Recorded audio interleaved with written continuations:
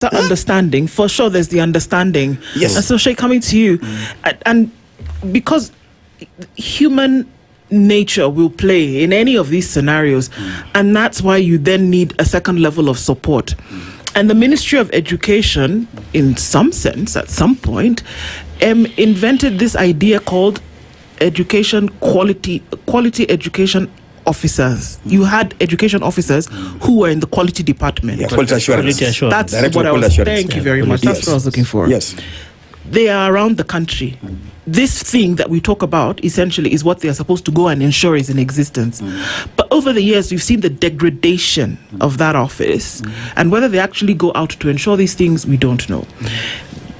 In the previous administration, term 2 of the previous administration, a school collapsed. It was the Precious Talent School in Reruta.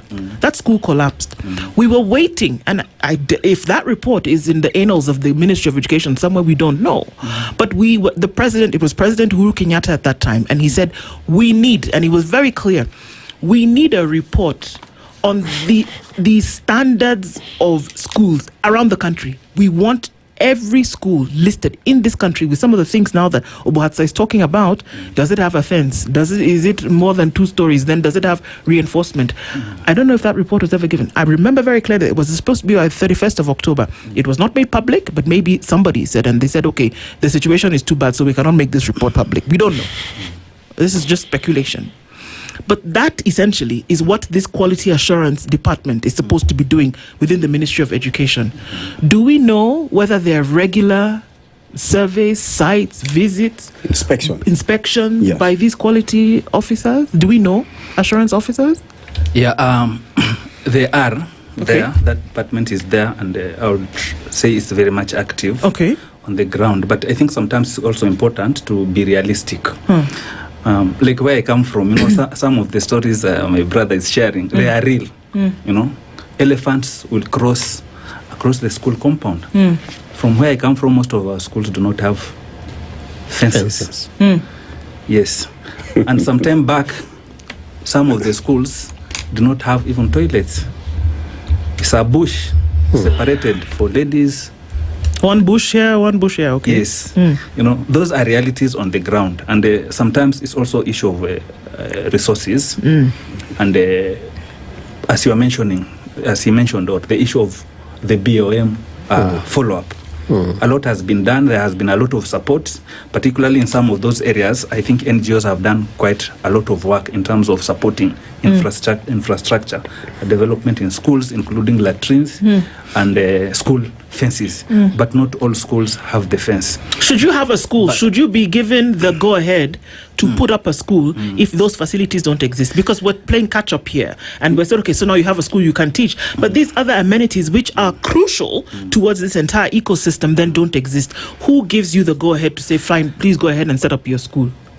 We are talking about realities on the ground, and we are talking about access. Yeah, so the reality should be, don't put up a school then, if you can't do it. You have learners in very extreme environments and very far from mainstream schools. And the parents just start some shelter somewhere where the children can access education at that point, with the view that resources are going to be allocated, classrooms are going to be constructed, fences are going to be provided. But I think, as my colleague mentioned, the BOM have powers to make follow-ups with the respective offices, the CDF, the county government, and even the ministry in terms of providing those resources. Of course, the quality assurances will come and make their inspections. They will come and see those learners, because at the end of the day, every learner has a right to education wherever they are. So do these quality assurance officers actually take a report back when they say, yes, we've assessed the situation and it's okay? They say it's okay, they or even have a checklist. They say we've checked this. They tick. Somebody signs.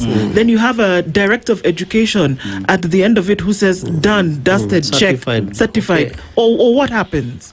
It is done. Okay. To the best of my knowledge, but again, issues of resources. I'm not defending government, but those are the realities. Oh, it's government you're talking about. They're saying they don't know. No. I'm saying. I'd rather you say that the assurance officers come and tell you that this is the case, and then the school management tells you, well, it's because we don't have resources. Government should not say that the reason why those schools have not been properly equipped is because of resources. Because there's money for a lot of things. I'm talking about the communities on the issue of the resources. Okay, if the communities are the ones